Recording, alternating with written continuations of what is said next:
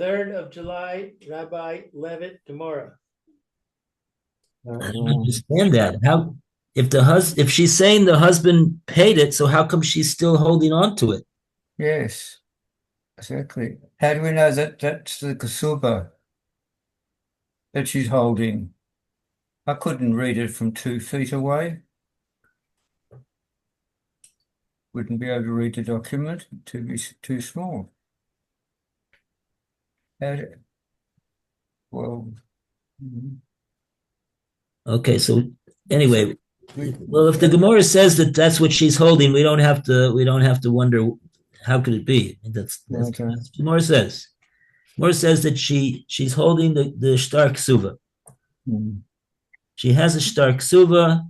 She's producing a yotze mitakas yodo. That means to say, it's not that we're having to look at what she's holding from 10 feet away.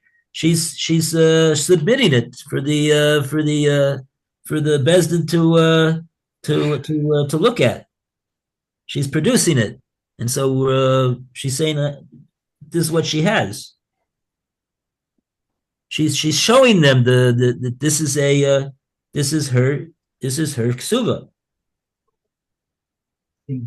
and accordingly, we now don't have the concern that the Gemara raised before that maybe she sold the right to the proceeds of the ksuva to a third party, and then there's going to be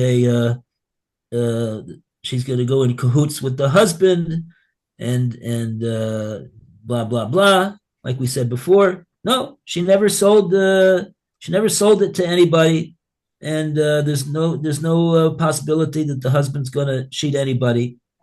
So in that case, that's where the Brisa says that when she says that it was paid, we give the proof of payment of the ksuba back to the husband.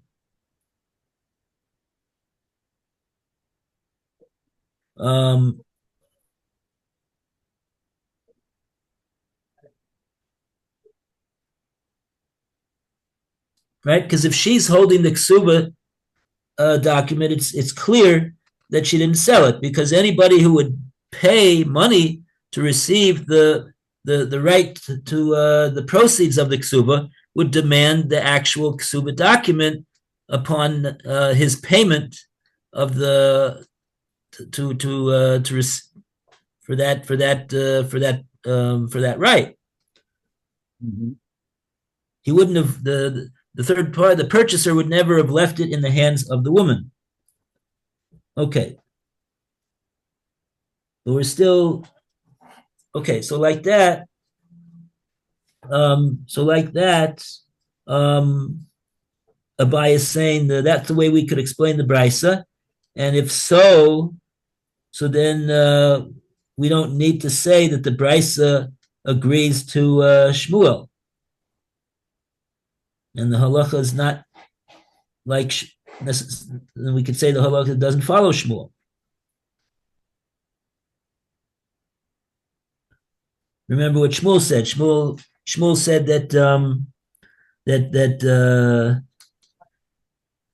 the lender who's owed money by the borrower, if he sells his right to receive the repayment, the payback to a third party, and he thereafter excuses the loiva from the obligation to pay, that excusal that he does is effective.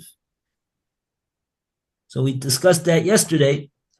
Now the Gemara is saying that Abaya is saying that we don't need to say that the Brisa agrees to that.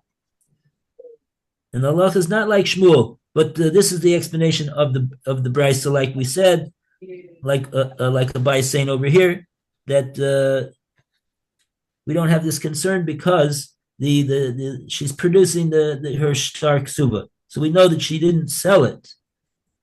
If she would have sold it, so then we wouldn't have given it back to the husband. Okay. Rashi. Shtar ksuba yotze mitakas yoda. Which one we have to know? Star Ksuba? Let's say Mitachas Yadal, Yeah. and the star of the Ketubah goes out from under her hand. Shemabia Lifnenu, when it was brought before us, the Leka Lemiaches, that you shouldn't be concerned, Lishma, The Shema. Shema, that perhaps Machra Ketubah, she sold the Anaha, she sold the benefit of her Ketubah. She'enu Mocheret, that it Machrata, and that she didn't sell Haita Moseret, that he transferred Hakatuba Biyad Alakeya, to the hands of the purchaser. Right. So Rashi's just saying what we already said. Fine. Okay, so that's Abaye. And now, so that basically undercuts Rava. So now Rava has something to say about this, that Abaye said what he said.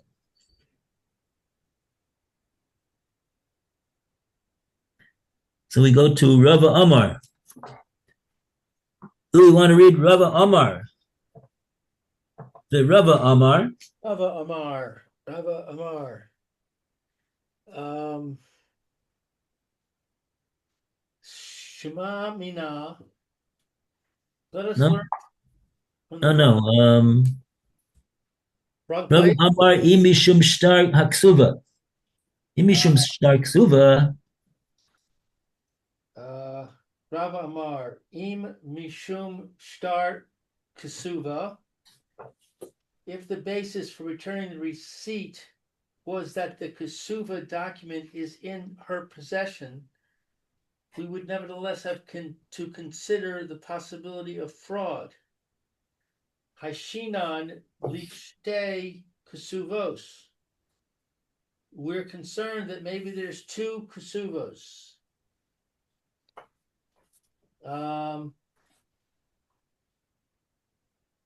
Biker?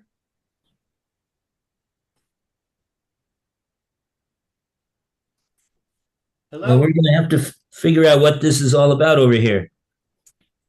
Rav is countering a bias challenge. Right. And I do have a Rashi on this. Okay. There's a Lishtei Ketubos, that there are two Ketubas. Shema Shtei Shtari Ketuba Haya. Maybe there were two documents for Ketuba Ha. La Tahar. V'yesh Lachush, and there is a concern. Shema Masra Achad Lelokeh, they transferred one to the purchaser. Uba, and came Lachzobo, and wanted to retract it.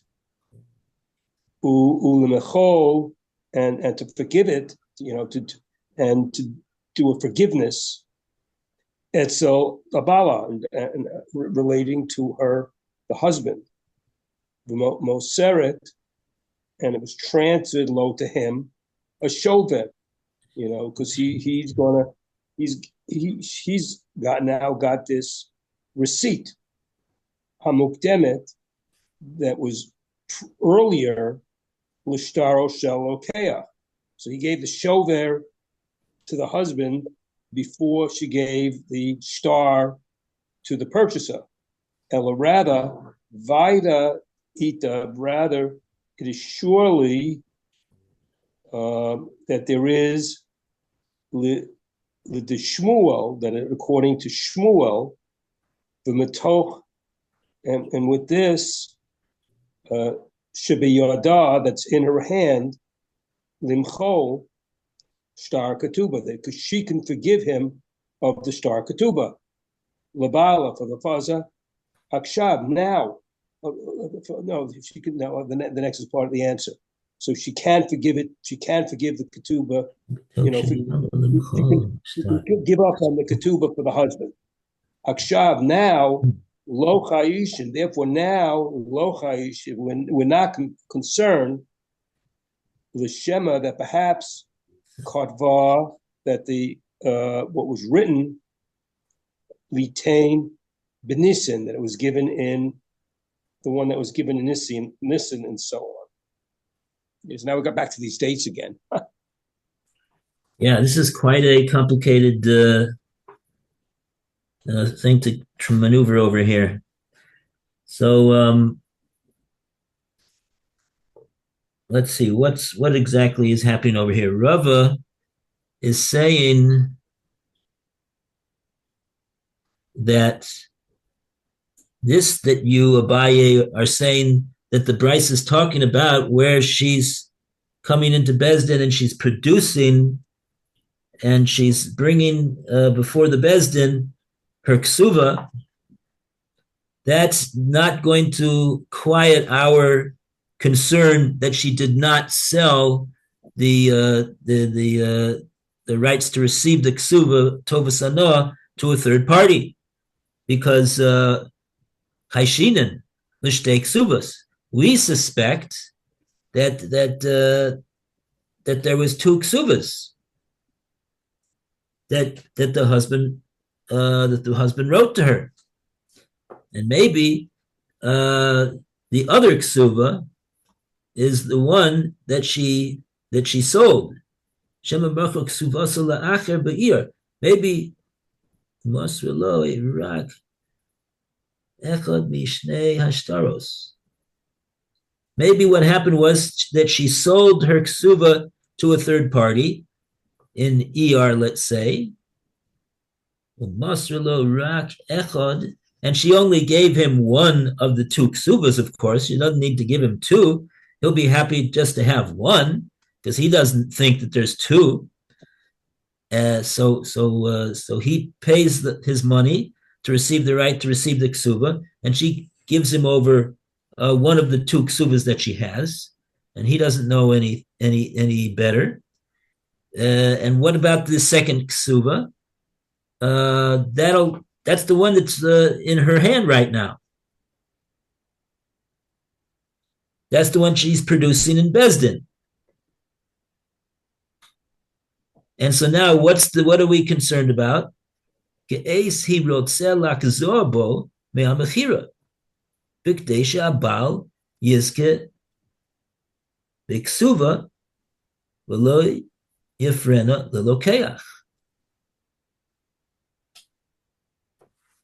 again, he wrote sell aksorbo me'amechira. She wants to be choser on the fact that she sold the right to receive the ksuba to a third party.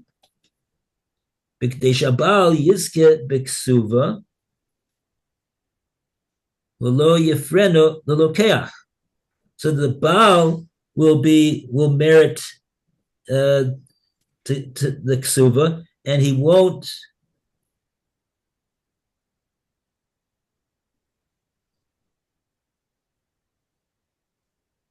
pay this lokeach. So therefore, what? So therefore, she's going to go into Bezdin and admit, so to speak, that the payment of the ksuva was made by the husband, and that she gave the shover, which is the proof of payment, to the husband, and the fact that this person found this shover in the shuk and he's coming to Bezdin, what should be done with it? So she's saying that you should give it back to the husband. It's his.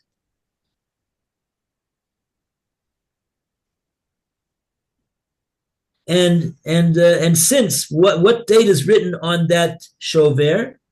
The date which is written on that shover is, let's say, Nisan.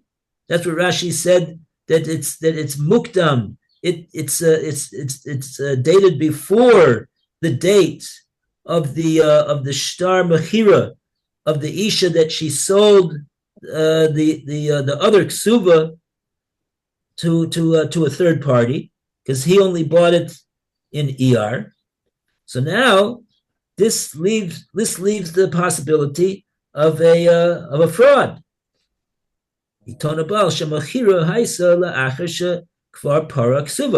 The Baal will say, look, I'm holding a shover that says that is proof that I paid the ksuva, and the date of this shover is in Nisan. So that proves that I paid the ksuva in Nisan, and therefore the fact that this purchaser that purchased the right to receive the ksuba he only purchased it in Iyar, which is a month later than Nisan, and so therefore that cuts him out. That makes his document worthless, and therefore he's not obligated to pay the lokeach anything.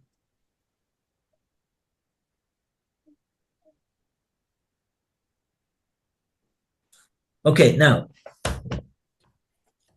first, there's two things. First of all, did you get that? And second of all, if you got it, we have to know what's the story now. Rava is explaining that basically that we're choshesh that there was two ksuvas. So even according to in that scenario that you, Abaya, are suggesting that she's coming into Besdin and she's saying, look, see, I have my ksuva in my hand. So even in that case, we still suspect that she sold the right to receive the ksuva to a third party, and that now there's a possibility of the husband being able to take advantage and cut out that person that sold it, that bought it rather. And so, if you see that the brisa says that we do give it back to the husband, so we see really that that we're not really concerned for this whole scenario. That's what we see.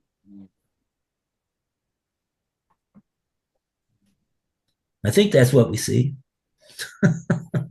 Okay. Let's go further. And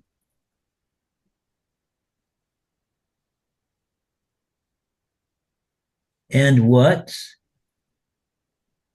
And accordingly, Rava is saying, he's defending what he said before, that you see from this brisa, by the fact that we give the shover to the husband when the wife admits that he paid, we see that the brisa holds like Shmuel, and that the halacha is in fact like Shmuel. That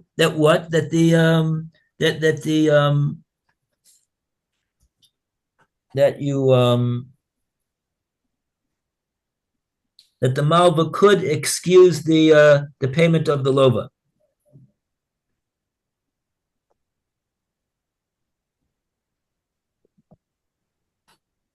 Okay, we'll see further.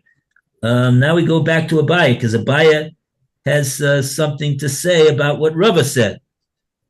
Wow, this is really the only consolation that we have over here is we only got a couple more lines until the Mishnah. Mm-hmm. This might be the last thing that is said. Okay, so Abaya Omar, whose turn is it to read now? Mm-hmm. Roy? Okay. Abaya Omar, but Abaya says that the Bryce does not necessarily support Shmuel's opinion for two reasons.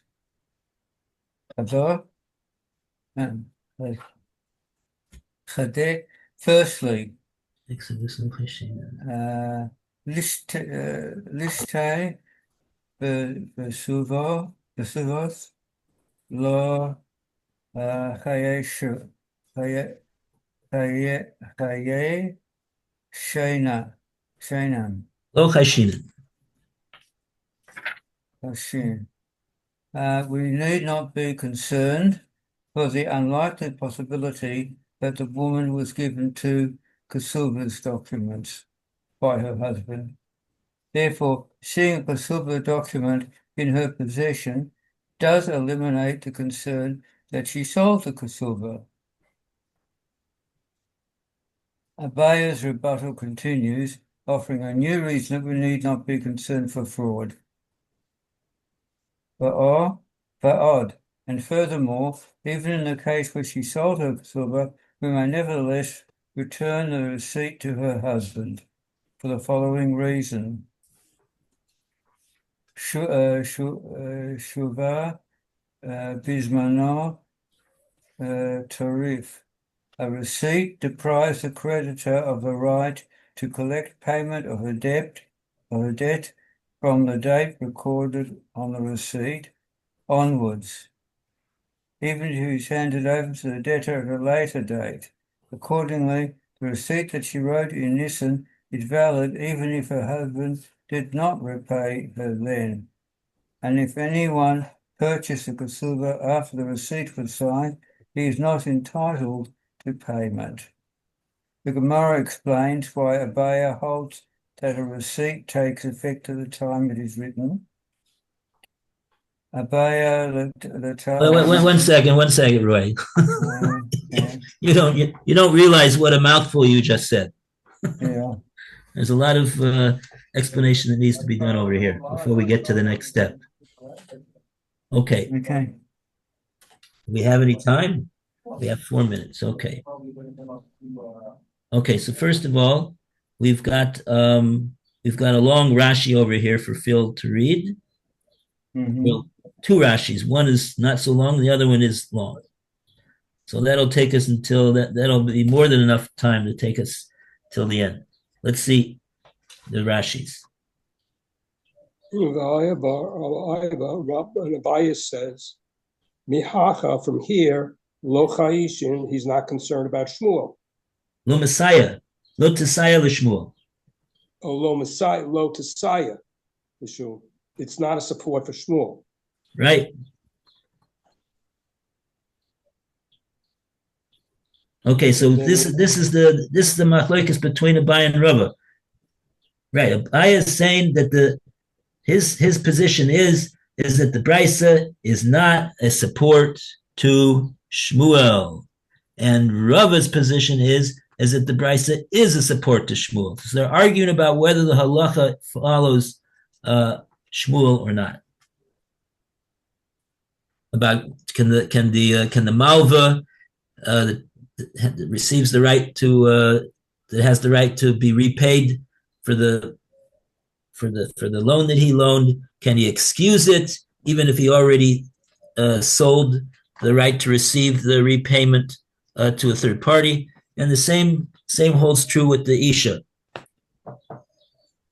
She sold the right to receive her ksuba to a third party, and yet she's doing this thing over here, and he's cutting out that purchaser by doing what she's doing. Okay. So let's see the next Rashi. Chada shtei ksuvas lo chashin. Chada. What do you say the word chada means? That's like one, isn't it? Yeah, in other words, he's got 2 points. Chada, the first point that I have is. So the first point is with shtei ketubas. We're not concerned about how writing 2 ketubas. Therefore, there's nothing to be concerned. Perhaps Zivnani Vitovat Hana, that it was sold for the benefit, for the additional benefit of it, the goodness of its benefits. So we're not concerned, like Abai is saying, we're not concerned with what Rava says, that maybe she really received two ksuvas from the husband. And just one of them she sold to this third party, but she's really holding on to another one. So the fact that she's coming into Besdin and saying, look, see, I have my ksuva. You don't have to be concerned that I sold it, the right to receive it to somebody else. So Rava said, yes, we are choshesh for two ksuvas. But Abai is saying, no, that's not a chashash. That's the first thing that he says. That's that Rashi. And then Od means, and furthermore, I've got a second point, which is going to rebut what Rava says. Yeah, that's the long one. Yeah, that's a long one. Okay, so we'll leave that for tomorrow. Or we'll leave that for Yom Rishon. Right. And we're right in the middle of this whole Gemora. Well, oh boy. Almost really finishing it up, just about completed. almost up to the Mishnah. Just a couple lines. Okay. Very good. Okay, well. Shabbat okay, shalom. Shabbat shalom. All right. See you. Shabbat shalom, Phil.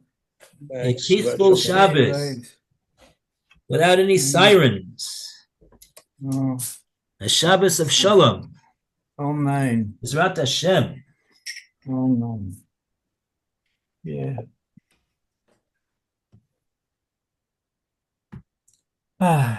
Okay. Bye, Roy. Bye, Lou. Thank you.